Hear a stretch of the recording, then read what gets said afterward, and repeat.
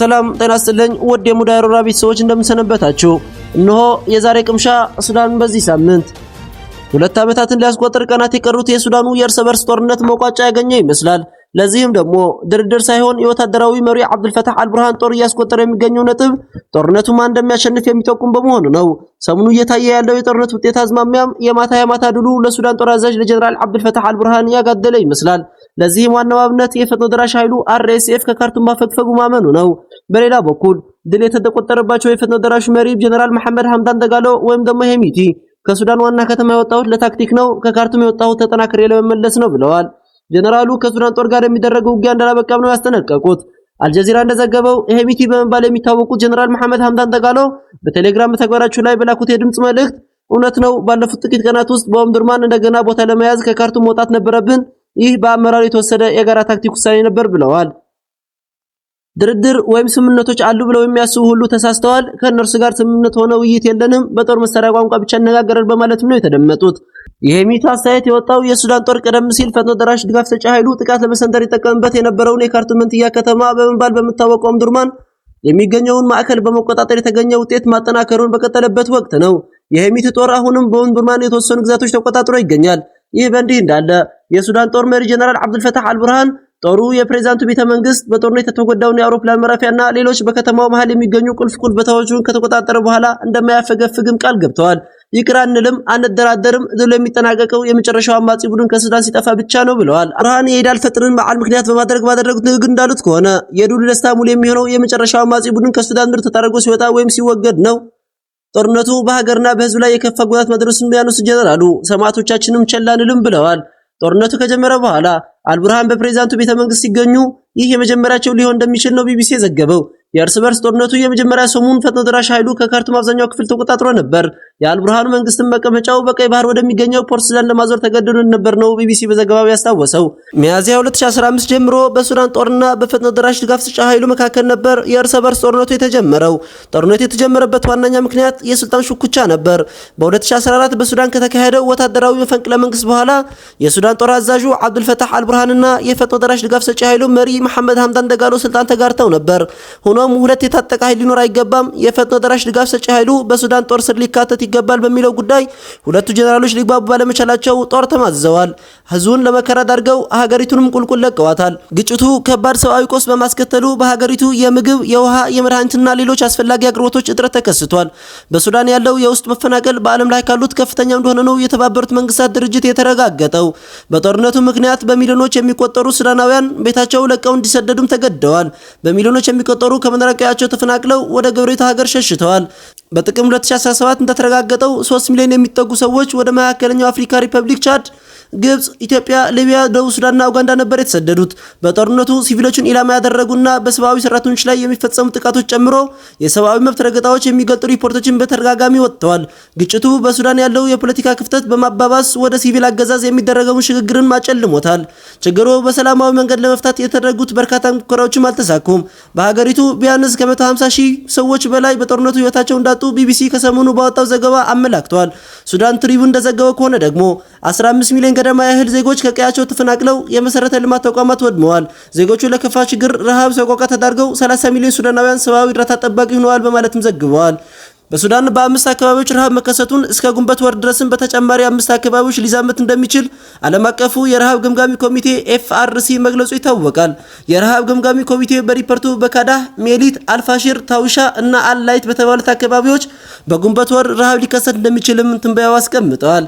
ዓለም አቀፉ የረሃብ ግምጋሚ ኮሚቴ ኤፍአርሲ ለሱዳናውያን የከፋ ረሃብ ውስጥ መግባቱን የሀገሪቱ ጦርና የፈጥኖ ደራሽ ድጋፍ ሰጪ ኃይሉ ድርሻቸው ከፍተኛ መሆኑን አስታውቆ ነበር። ይሁንና የሱዳን ጦር በተመድ የሚደገፈው የረሃብ ገምጋሚ ኮሚቴ ያወጣውን ሪፖርትም ተቃውመዋል። ይህ በእንዲህ እንዳለ የሱዳን ጦር የተባበሩት አረብ ኤሚሬቶች የፈጥኖ ደራሽ ድጋፍ ሰጪ ኃይሉን ትደግፋለች በሚል ክስ ሰንዝሯል። ይህም በተባበሩት መንግስታት ባለሙያዎችና በአሜሪካ ህግ አውጪዎች ተአማኝነት ያለው ነው ብለዋል። ቀደም ሲል አሜሪካ የፈጥኖ ደራሽ ድጋፍ ሰጪ ኃይሉ በዳርፉር የዘር ማጥፋት ውንጀላ ፈጽሟል በማለት ውንጀላው እንደነበር የሚታወስ ነው። በሌላ በኩል በሱዳን የእርስ በርስ ጦርነት ውስጥ የተፈጠረው አዲስ ጥምረት ወደ ጎረቤት ደቡብ ሱዳን በመሸጋገር ክልላዊ ግጭት እንዳይፈጠር ስጋት መፍጠሩንም ተንታኞች መድረጋቸው አልጀዚራ በዘገባው ጠቁሟል። ጥምረቱ የካቲት ወር በሱዳን ህዝቦች ነፃ አውጪ ንቅናቄና በፈጥኖ ደራሽ ድጋፍ ሰጪ ኃይሎች አርኤስኤፍ መካከል የተፈጠረ ጥምረት ሲሆን ጥምረቱም አሁን ያለው የአልቡርሃን አመራር የሚገዳደር ሊሆን እንደሚችል ነው የተገለጸው። የሱዳን ህዝቦች ነፃ አውጪ ንቅናቄ በአብዱል አዚዝ አሊሉ የሚመራ የታጠቀ ኃይል ነው። የደቡብ ኮርዶፋንና የብሉ ናይል ግዛቶችን የሚቆጣጠር ሲሆን ሁለቱም አካባቢዎች በደቡብ ሱዳን አዋሳኝ ድንበር ላይ ይገኛሉ።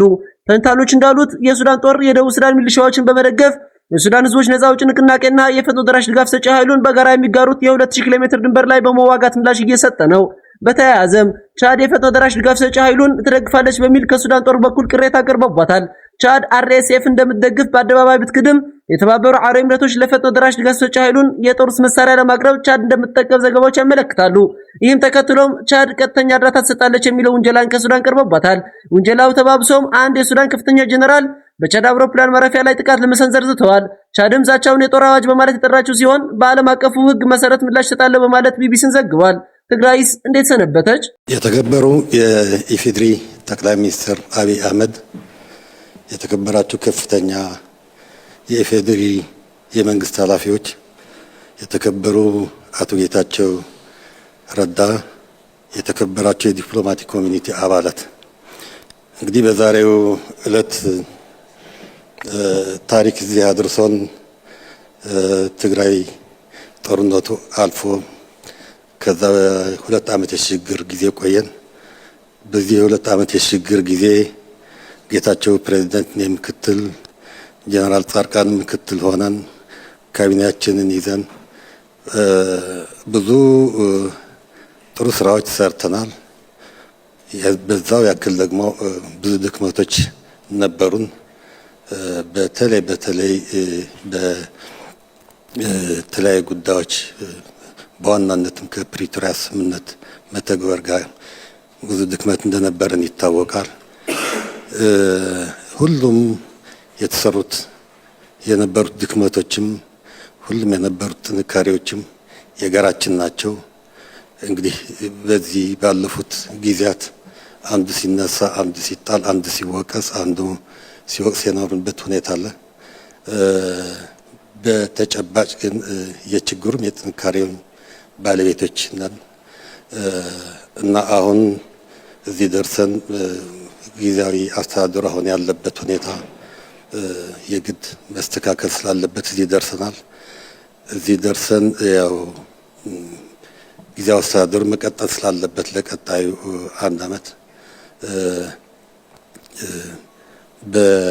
በተወሰነ የፕሬዝዳንት ማስተካከል ቀጥሎም የተወሰነ የካቢኔ ምናምን ማስተካከል እንደ አዲስ ስራው እንዲሰራ እድል አግኝቷል።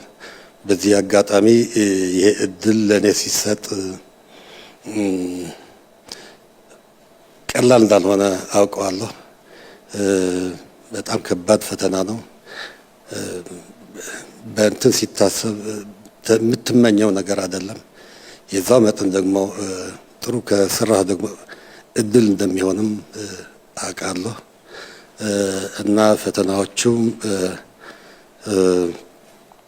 ምን እንደሆኑ እገምታቸዋለሁ፣ አውቃቸዋለሁ፣ ኖሬባቸዋለሁ። ግን የቀረው 1 ዓመት ቢሆን ባለፈው ያልሰራናቸው ስራዎች አሉ፣ በጣም ብዙ ናቸው። ቀጣይ መስራት ያለብን ስራዎች አሉ። ከፕሪቶሪያ ስምምነት ብቻ የተያዘ ሳይሆን በራሳችን በውስጣችን ባለፉት 2 ዓመታት የተፈጠሩ ከፍተኛ የጸጥታ የፖለቲካ እና ኢኮኖሚ ቀውሶች አሉ። እነዛም የሚፈጥሩት የስራ አጠቃላይ ሲታይ ሁሉም ተደማምሮ ሲታይ ቀላል አይደለምና እነዚህ ላይ ለውጥ ለማምጣት ማዕከል የሚሆን ስልጣን አጥታ የነበረችውን ትግራይ አሁን ማዕከሉን በማጠናከር መሰራት ያለባቸው እንደሆኑ እና ዋናው ቀጣይ ስራም ሰላምን ይዞ ሰላምን አረጋግጦ የህዝቡ ጥያቄን መፍታት ፕሪቶሪያ ስምምነትን ሙሉ በሙሉ እንዲተገበር ማድረግና በዛ መጠን አሁን ያለውን ውጥረት እንትን ሆኖ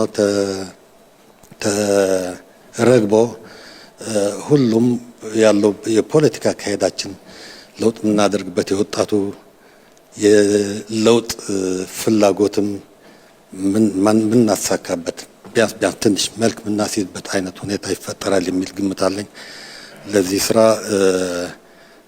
ዋናው የትግራይ ህዝብ ድጋፍ እጅግ አስፈላጊ ሆኖ የፌዴራል መንግስት ድጋፍም እንደማይለኝ ሙሉ እምነት አለኝ። በተመሳሳይ መጠን የዓለም አቀፍ የዲፕሎማቲክ ማህበረሰብ ድጋፍም እንደማይለየን ተስፋ አድርጋለሁ። ትልቁ ነገር ደግሞ አቶ ጌታቸው ረዳ የፈለገው ይሆን የስራ ለውጥ ቢያደርጉም ክልሉም ያውቁታል ያላቸው እና በቀጣይነትም የሚኖራቸው ሚናን በደንብ አድርጌ እገነዘባለሁና የእሳቸው ድጋፍም እንደማይለየኝ ተስፋ አድርጋለሁ። ከባድ ነው። የብዙ የሁላችንም ህብረት ካልተጨመረበት በስተቀር አቃሎ የሚገባ ችግር የለምና በተቻለ መጠን ላለመውደቅ እንግዲህ ብቻ ስትሆን ተወጥቃ መውደቅ ትችላለህ፣ ግን በደንብ ከተደጋገፍክ ጥሩ መራመድ ትችላለህና ድጋፉ አይለይም የሚል እምነት አለኝ። አመሰግናለሁ።